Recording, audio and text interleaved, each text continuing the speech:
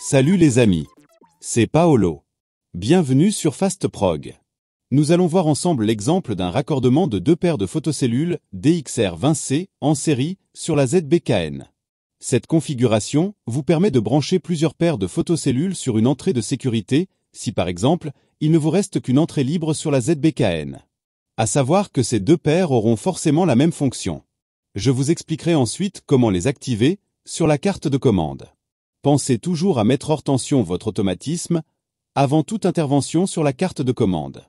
Voici représenté en haut le bornier de la carte ZBKN. Plus bas à gauche, la réceptrice RX et à droite, la cellule émettrice TX de la première paire de cellules, les DIP switch 1 sur off. Plus bas encore, l'émettrice TX et à droite, la réceptrice RX de la deuxième paire de cellules, les DIP switch 1 sur on. Il est conseillé de poser les photocellules en croisant les RX avec les TX, comme représenté sur le schéma. Vous n'êtes bien évidemment pas obligé d'effectuer votre câblage dans l'ordre présenté maintenant. La borne 10 de la ZBKN ira sur le 10 de chaque cellule. La borne 11 ira sur le 11 de chaque cellule. La borne 2 de la ZBKN doit être raccordée à une borne out de la RX d'une des paires. L'autre borne out de cette RX se raccordera à une des bornes out de la RX de la deuxième paire. Et l'autre borne out de la RX de la deuxième paire se raccordera à la borne CX ou CY. Et voilà, le câblage est terminé. Dans notre exemple, nous sommes sur CX, en supposant par exemple qu'il y ait déjà des dispositifs branchés sur CY. Si vous disposez des deux entrées CX et CY libres, je vous conseille plutôt de cliquer sur le lien qui apparaît actuellement en haut à droite de la vidéo. Il nous reste plus qu'à activer l'entrée grâce à la fonction F2. Comme vous pouvez le voir sur la vidéo, il existe différents modes de fonctionnement lors du passage devant les cellules ou l'activation des bords sensibles. Pour l'activation de l'entrée CX, appuyez sur la touche entrée de la ZBKN jusqu'à voir apparaître F1. Puis appuyez sur la flèche de droite pour atteindre F2. Appuyez sur entrée, l'écran affiche off. Appuyez sur la flèche de droite, l'écran affiche C1, C2, C3, etc. Sélectionnez la fonction désirée et appuyez sur entrée, l'écran revient sur F2. Enfin, appuyez sur ESC, l'écran s'éteint.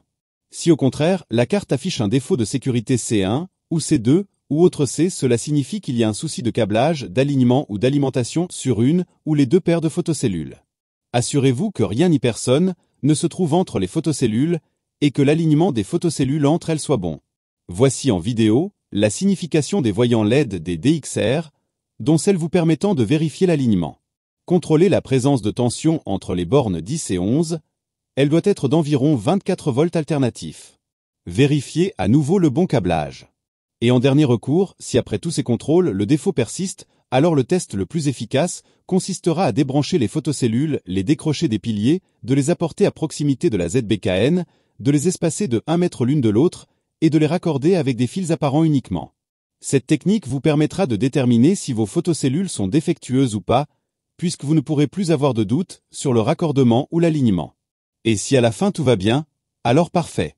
Pour ceux qui souhaiteraient brancher plus de 2 paires de photocellules, voici le schéma de câblage que vous pouvez retrouver dans la notice.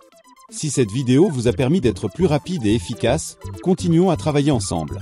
N'oubliez pas le pouce ou le petit commentaire, et n'hésitez pas à vous abonner, afin de découvrir le monde facile de FastProg. De nouvelles vidéos sont fréquemment ajoutées. Pour la programmation de vos télécommandes, d'autres dispositifs de sécurité ou l'accès direct à la chaîne, cliquez sur le lien qui vous intéresse. Arrivederci, alla prossima!